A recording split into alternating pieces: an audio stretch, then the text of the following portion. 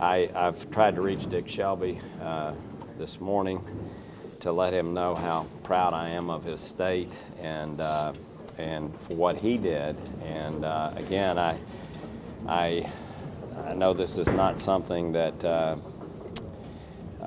know we're supposed to cheer for our side of the aisle, if you will, but I'm really, really happy with what happened for all of us in our nation, for people serving in the Senate, to not have to deal with what likely we were going to have to deal with should the outcome have been the other way.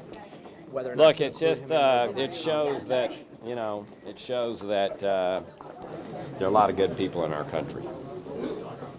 It's a numbers game, as you guys know that. We have a pretty narrow margin of majority. And we really, it hurts to lose one. And I know that very likely the winner of that Senate race is going to be a pretty short career, because we know Alabama and know it pretty well. But in the meantime, we bring our majority down to one. Yeah, I don't like that.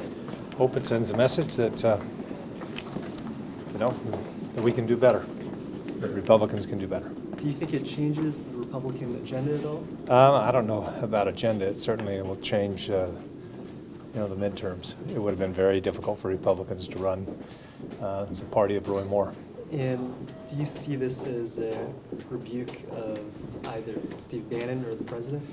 I certainly don't think it was helpful for that kind of the ethno-nationalist, protectionist agenda. Certainly a repudiation of Bannon. Does it give Democrats an edge going into 2018? It depends on how Republicans run. If they run, as a party of Trump and Moore, that's, like I said, that's not a winning combination in 2018. I'm thrilled. This was a very, very important election, obviously, for our country.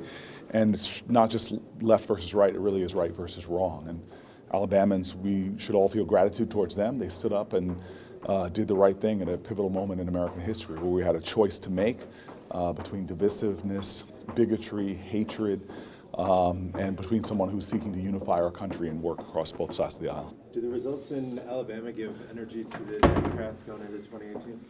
Look, I think that the energy going into 2018 has already begun. We saw incredible turnouts in Virginia and New Jersey.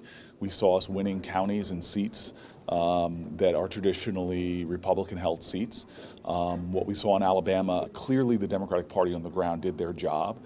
You saw a surge in vote in a lot of key communities. You saw an incredible surge in the African-American vote. So I think you're seeing an energized party who's really ready to stand up for a lot of very important issues. Look, I felt a real sense of energy when we walked back in this building on November 8th after the Virginia elections, which was just so fantastic for Democratic candidates, not just statewide candidates, but House candidates. And I felt the same reaction when I walked into the building today. I think there's a real sense of optimism about next year. What does this say about President Trump? I mean, he weighed in with the robocalls for this election. President Trump, went all in, and I think the repudiation of I think the election result in a state that was so heavily for President Trump just 1 year ago was a repudiation both of Judge Moore and of the president. And it was a repudiation, we saw the same thing in Virginia. The repudiation was not about the president's tax plan or any particular policy. It was a repudiation of his continued effort to divide people. We saw his divisive activities in the aftermath of Charlottesville. We see his divisive activities as he picks somebody new to fight with every day. It might be an NFL player one day, and it'll be Senator Kirsten Gillibrand yesterday. That's not what Americans want, even in battleground states, even in red states. That's not what they want from their president. And I think the result was a repudiation both of Judge Moore and that aspect of the way the president is conducting himself.